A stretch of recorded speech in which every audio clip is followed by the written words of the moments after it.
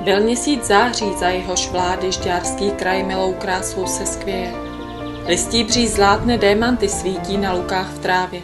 Slunéčko hřeje. Jasný den kraji náladu vlídnou rozdává štědře. Jeřáby šípky, rudý bezkrásnou červení hýří, jako by rozházel korálu střípky po stromech, keřích. Na kraji lesa něžný vřes kvete s pupavou bílou. Poslední žluté třesalky květy vznáší se lehce nad travou sivou.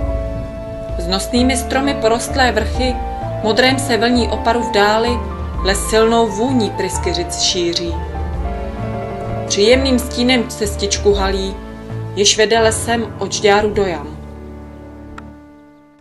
Jámy jsou podle dochovaných písemných pramenů jednou z nejstarších obcí na Vysočině. Vznik obce se datuje do roku 1252, kdy ji dal do vínku Boček z Obřan s tchýní Sibylou nově založenému klášteru žďárskému. Obec Jámy leží v nadmořské výšce 586 metrů na mírném svahu pod kopcem Vejdochem. Má 567 obyvatel a 174 čísel popisných. Rozlohou katastru přesahuje 1242 hektarů, čímž se řadí mezi největší obce Žďárska. V roce 1997 byl obci přiznán znak a prapor. Na vsi obce dominuje kostel svatého Martina z roku 1672 a fara, která byla vystavěna v roce 1792. Nachází se zde i kulturní dům, který byl slavnostně otevřen v roce 1975 a kde probíhají veškeré oslavy a kulturní akce obce. Sídlí zde také pobočka České pošty a knihovna, která nabízí čtenářům všech věkových kategorií obsáhlý knižní fond.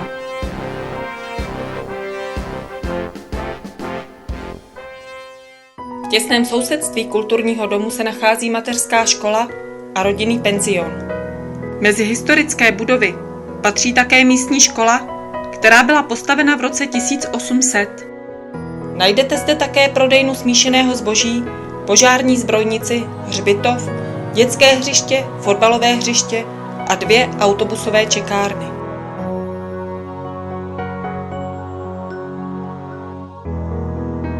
V okolí obce byla postavena více než 10 křížů. V současné době je jich celkem 13, z toho jeden velký kamenný u kostela. Všechny kříže jsou pečlivě zmapovány a ve spolupráci s občany dochází k jejich pravidelné údržbě. Mezi přírodní skvosty patří památná lípa na Kříbu, která byla v roce 1995 vyhlášena za památný strom. U příležitosti 750. výročí založení obce vydala obec Jámy v roce 2002 rozsáhlou publikaci s názvem Jámy, historie a současnost, kterou napsal historik Ivan Štarha. Kroniku obce, která je vedena s výjimkou válečného období od roku 1929, vede a pravidelně doplňuje místní kronikář. Společenský život zde je v posledních letech velice rozsáhlý a aktivní. Ve vzájemné spolupráci s místními spolky se obec snaží udržovat, obnovovat i vytvářet nové tradice, které vyplývají ze života na venkově všedních dnů. Svým bohatým kulturním, sportovním a společenským životem je obec známa v širokém okolí. Svědčí o tom především hojná návštěvnost jednotlivých akcí, kterých se zde koná kolem 40 každý rok. Mezi aktivní spolky patří především základní organizace Českého svazu žen, Sbor dobrovolných hasičů, hokejový klub HC Kozel Jámy, tělovýchovná jednota Sokol a také Sdružení rybářů.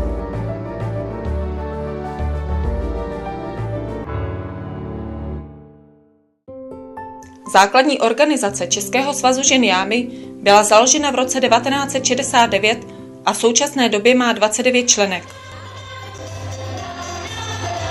Každoročně pořádá spoustu akcí od jara až do zimy.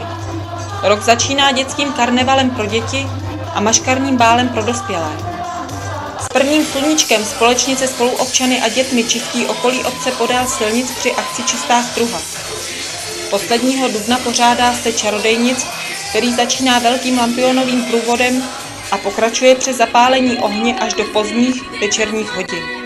K svátku všech maminek se vždy v květnu koná akce Sousedské posezení, kde své dovednosti předvedou malí i velcí obyvatelé obce nejen při vystoupení, ale také při výtvarné soutěži. Léto končí dětským dnem pro děti plným soutěží a tvoření, zakončeným opékáním párků.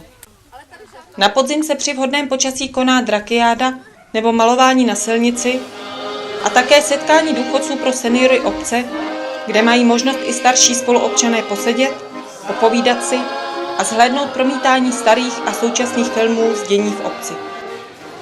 Celoroční aktivity spolku vrcholí v prosinci před první adventní nedělí společnou výrobou adventních věnců a vánočních ozdob a poté mikulášskou besídkou spojenou se slavnostním rozsvícením vánočního stromu na návsi. Ženy každoročně také pořádají pro své spoluobčany zájezd do divadla nebo na muzikál a v létě vždy výlety s dětmi za krásami okolí obce. V loňském roce ženy podruhé pořádaly šicí dílničku pro baby klokánky, kde pro předčasně narozené děti šily, pletly a háčkovaly čepičky, ponožky, bačkůrky a zavinovačky. Výrobky byly předány ve fakultní nemocnici v Brně, v porodnici na Obilním trhu, na neonatologickém oddělení. Sbor dobrovolných hasičů Jámy byl založen v roce 1889 a v současné době má 72 členů. Mezi každoroční aktivity spolku patří tradiční hasičský ples s bohatou tombolou. Kácení máje, kterému předchází stavba máje vždy poslední den v měsíci dubnu, je další akcí sboru, při které se soutěží především v hodu sudem, pití piva na čas a nechybí ani dražba skácené máje. Mezi další akce patří jamské závody koňských stříkaček, kde 12 zúčastněných hasičských sborů absolvovalo útok koňskou stříkačkou a další disciplíny. Pro děti a sbory dobrovolných hasičů z okolních obcí pořádá sbor dobrovolných hasičů Jámy střeleckou soutěž, kde mají zúčastnění možnost si zasoutěžit nejen ve střelbě ze vzduchovky, ale zkusit si i několik jiných druhů soutěží, jako hod granátem či šipkami a střelbu z prachu. Sbor dobrovolných hasičů Jámy také obec reprezentuje, a to především na okrskových, okresních i krajských soutěžích, mezi které patří jarní kolo hry Plamen, jarní kolo družstev dorostu, okrskové kolo soutěže mužů a žen, memoriál Jana Dřínka, faraonský běh do schodů na Zelenou horu, podzimní kolo hry Plamen a evropské a mezinárodní závody koňských stříkaček. Hokejový klub HC Kozel Jámy je skupina nadšenců, kteří mají rádi sport a hlavně lední hokej. Převážná většina z nich je z Jam, ale v týmu hrají i hráči z okolních obcí. Mezi akce, které spolek pořádá, patří tradiční hokejový zápas Svobodní ženatí, po kterém následuje bruslení zdarma pro všechny malé i velké zájemce z obce. HC Kozel Jámy také obec reprezentuje, a to v soutěži neregistrovaných sportovců Vesnická liga. Této soutěži se účastní již od roku 2003. Tělovýchovná jednota Sokol Jámy každoročně organizuje lyžařské závody pro všechny věkové kategorie na připravených tratích v okolí obce, kdy všichni závodníci po absolvování závodu obdrží čaj s párkem a při slavnostním ceremoniálu také věcné ceny. Další každoroční akcí spolku je setkání harmonikářů. Akce se v loňském roce zúčastnilo 31 harmonikářů z celé republiky. Samotný koncert trval 6 hodin a zúčastnila se jí více než 100 spokojených posluchačů.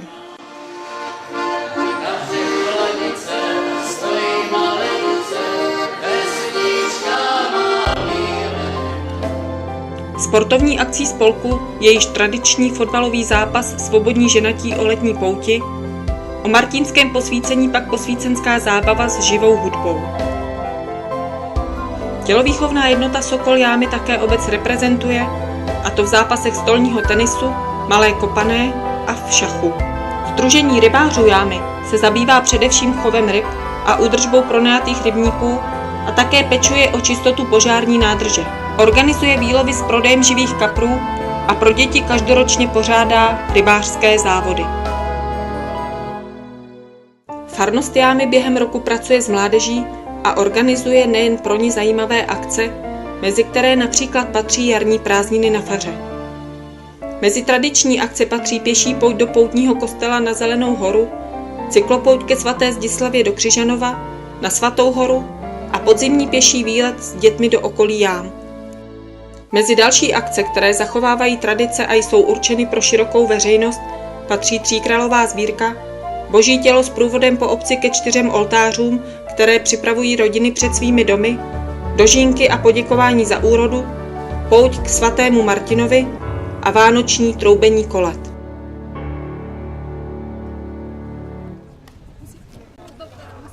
V létě se na návsi konala primiční mše svatá pátera Karla Janů, které předcházela pouť do Brna na jeho kněžské svěcení. V zimě se konala druhá primiční mše svatá pátera Josefa Peňáze ve farním kostele, které předcházela pouť do Litoměřic na jeho kněžské svěcení. Obou primicí se zúčastnilo více jak 2000 lidí. Do dění obce se aktivně zapojuje i místní mateřská škola, která pořádá akce pro rodiče s dětmi přímo v mateřské škole, ale také se svým pestrým programem zapojuje do akcí pořádaných především základní organizací Českého svazu žen Jámy.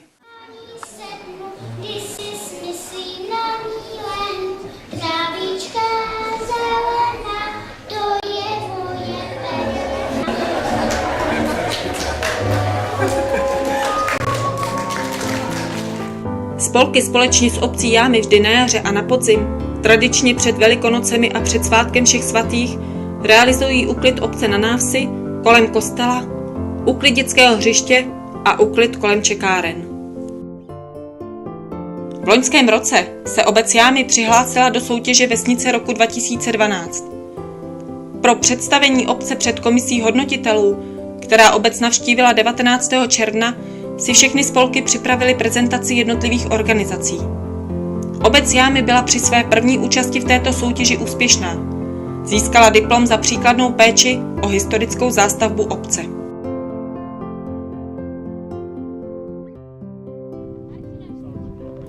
Na podzim obec Jámy uspořádala akci nazvanou Zasaď si svůj strom. Zúčastnění měli možnost zasadit ovocný stromek v aleji, která vede z jam kolem nového fotbalového hřiště k lesu Šeredná. Připraveno bylo 45 stromků, jabloní, třešní, hrušek a švestek. Jednalo se o staré krajové odrůdy, které se již pomalu z krajiny vytrácejí.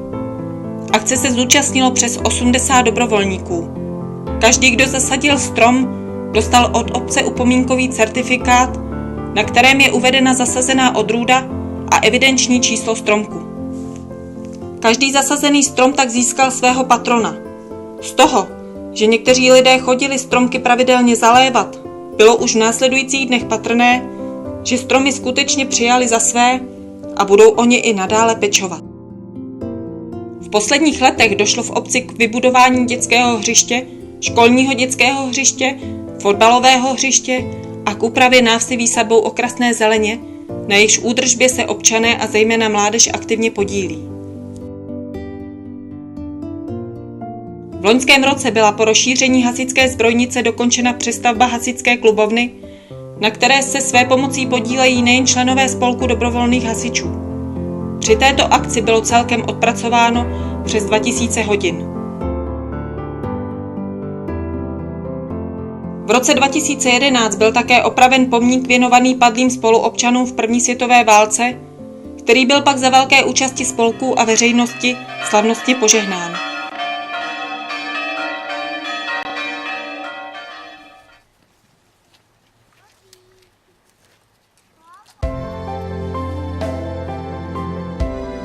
Došlo také k rozšíření prostorů mateřské školy, a to o novou ložnici dětí z důvodu potřeby navýšení kapacity umístěných dětí.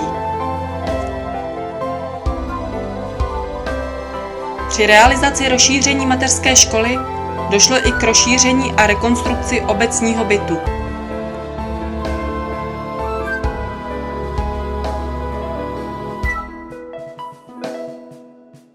Vlastní iniciativou rodičů, dětí a ostatních občanů bylo také bezplatně opraveno a dovybaveno dětské hřiště při mateřské škole. Nová výstavba rodinných domů je plánována v souladu s územním plánem obce na jihozápadním okraji obce Jámy. V obytném souboru 25 rodinných domů budou vystavěny přízemní domy s obytným podkrovím zastřešené sedlovou střechou nebo se sedlovou střechou s polovalbou, čímž nebude narušen původní ráz vesnice. Mezi připravované záměry patří výstavba nové čekárny, výstavba víceúčelového sportovního areálu a také rekonstrukce náhrobního kamene 4 kněží. I v letošním roce se obec Jámy přihlásila do soutěže Vesnice roku 2013. Pro komisi hodnotitelů, která obec navštívila ve čtvrtek 30. května, byla opět připravena rozsáhlá prezentace obce i jednotlivých organizací. Obec Jámy dosáhla při své druhé účasti velikého úspěchu, získala zlatou stuhu a stala se tak vesnicí Vysočiny roku 2013.